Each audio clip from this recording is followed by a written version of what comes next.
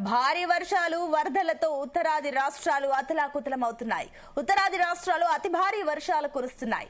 ఇవాళ మహారాష్ట్ర, గుజరాత్, మధ్యప్రదేశ్, ఢిల్లీ, పంజాబ్, హర్యానా, రాజస్థాన్, బీహార్, జార్ఖండ్, ఉత్తరప్రదేశ్ లో వర్షాలు దంచుకొట్టడం ఖాయం. అయితే దక్షిణాది రాష్ట్రాల్లో ఒక వారం తర్వాత మళ్లీ భారీ వర్షాలు కురిసేందుకు అనుకూల వాతావరణం ఏర్పడేలా ఉంది. ఆగ్నేయ ఆసియా, హిందూ మహాసముద్రం నుంచి దట్టమైన మేఘాలు వస్తే భారీ వర్షాలు కురిసే అవకాశం ఉందని తెలుస్తోంది. ఇక ఢిల్లీ, పంజాబ్, హర్యానా, రాజస్థాన్, బీహార్, జార్ఖండ్, ఉత్తరప్రదేశ్, పంజాబ్ లో భారీ వరదలతో ప్రజలు ఇబ్బందులు పడుతున్నారు. ప్రకృతి విపత్తులు సంభవించి రాష్ట్ర వ్యాప్తంగా 37 మంది మరణించగా 3.5 లక్షల మందికి పైగా ప్రజలు ప్రభావితమైనట్లు అధికారులు తెలిపారు.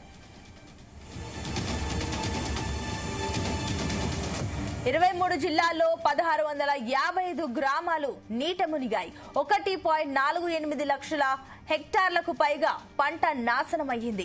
1988 తర్వాత పంజాబ్ లో అతి తీవ్రమైన వరదలు రావడం ఇదే మొదటిసారి అని అధికారులు పేర్కొన్నారు. హిమాచల్ ప్రదేశ్, జమ్మూ కాశ్మీర్ లోని పరివాహక ప్రాంతాల్లో భారీ వర్షాలు కురుస్తున్న కారణంగా సట్లెజ్, బియాస్, రావి నదులు ఉప్పొంగి ప్రవహించడం వలన పంజాబ్ భారీ వరదలను చవిచూస్తోంది. దీంతో పాటు భారీ వర్షాలు తోడవడంతో పరిస్థితిని తీవ్రతరం దాల్చింది. గురుదాస్పూర్, పఠాన్కోట్, ఫాజిల్కా, కపూర్తాలా, తార్క్ తరణ్, ఫిరోజ్పూర్, హుషియాపూర్, అమృత్సర్ జిల్లాలోని గ్రామాలు వరదల వల్ల ఎక్కువగా ప్రభావితమయ్యాయి.